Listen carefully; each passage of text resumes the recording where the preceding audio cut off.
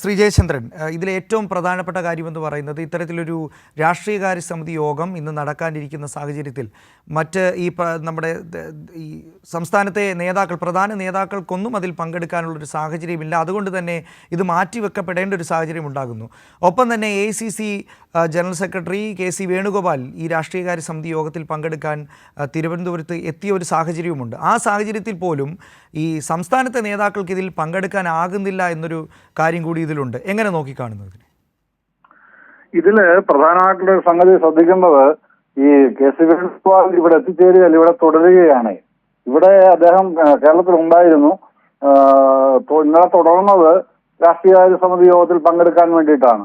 കാരണം 1.5 വർഷത്തിന് ശേഷം ആദ്യമായിട്ടാണ് രാഷ്ട്രീയകാര്യ സമിതി യോഗം ഇന്നലെ ചേരാൻ നിശ്ചയിച്ചത്. നേരത്തെ തീരുമാനിച്ചിരുന്നത് എല്ലാ 2 ആഴ്ച കൂടുമ്പോഴും രാഷ്ട്രീയകാര്യ സമിതി യോഗം ചേരണമെന്നായിരുന്നെങ്കിലും 1.5 വർഷത്തിനകം അങ്ങനെ സംഭവമേ നടന്നിട്ടില്ല. അപ്പൊ അത് നടത്തിയെടുക്കുക എങ്കിൽ മാത്രമേ സംഘടനയെ താഴെത്തട്ടിൽ ചലിപ്പിക്കാൻ കഴിയൂ, അങ്ങനെ തദ്ദേശ തെരഞ്ഞെടുപ്പിലേക്ക് പോകാൻ കഴിയൂ എന്നുള്ളതായിരുന്നു KC വേണുഗോപാലിന്റെ AICCയുടെ ഒരു കാഴ്ചപ്പാട്. അത് അറിയിക്കുകയും ചെയ്തിരുന്നു.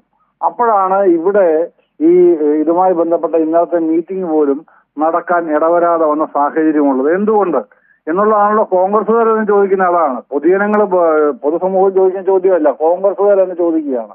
എന്നിട്ട് അവര് തന്നെ ഈ മറുഭാഗത്ത് ചാനൽ ചർച്ചകളിലും മറ്റ് മാധ്യമ വാർത്തകളിലും പൊതുവിടങ്ങളിലും ഒക്കെ പറയുന്നത് കോൺഗ്രസ് ഇതാ 1-ാം സ്ഥാനത്തേക്ക്, നിയമസഭാ തെരഞ്ഞെടുപ്പിൽ 1-ാം സ്ഥാനത്തേക്ക് വരാൻ പോകുന്നു. മുഖ്യമന്ത്രി ചർച്ച വരെ ആരംഭിച്ചു കഴിഞ്ഞ ഒരു പാർട്ടിയായിട്ടാണ് കോൺഗ്രസ് കഴിഞ്ഞ ഒരു മാസമായിട്ട് ഇങ്ങനെ വന്നുകൊണ്ടിരിക്കുന്നത്.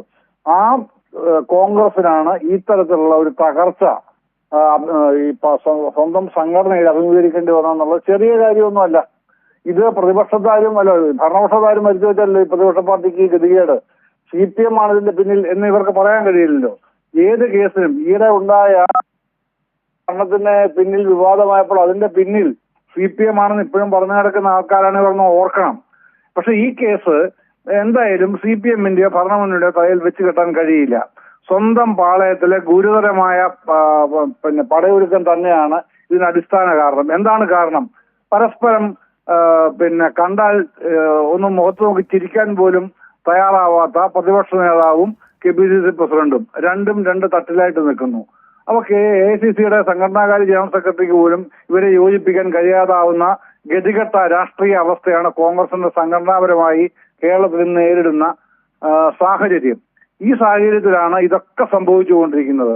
ഇതിൽ നിന്ന് മറികടക്കണമെന്നുണ്ടെങ്കിൽ എങ്ങനെയെങ്കിലും ഇതൊന്ന് കൂട്ടിപ്പിടിച്ച് ഏച്ചു കെട്ടിയാൽ മുഴച്ചിരിക്കും എന്ന് നമ്മുടെ പഴമക്കാർ പറയുമല്ലോ. കാരണന്മാര് പറയുന്ന അതേ അവസ്ഥയാണ്. ഏച്ചു കെട്ടാൻ നോക്കി, പക്ഷെ മുഴച്ചു തന്നെ ഇരിക്കുകയാണ്.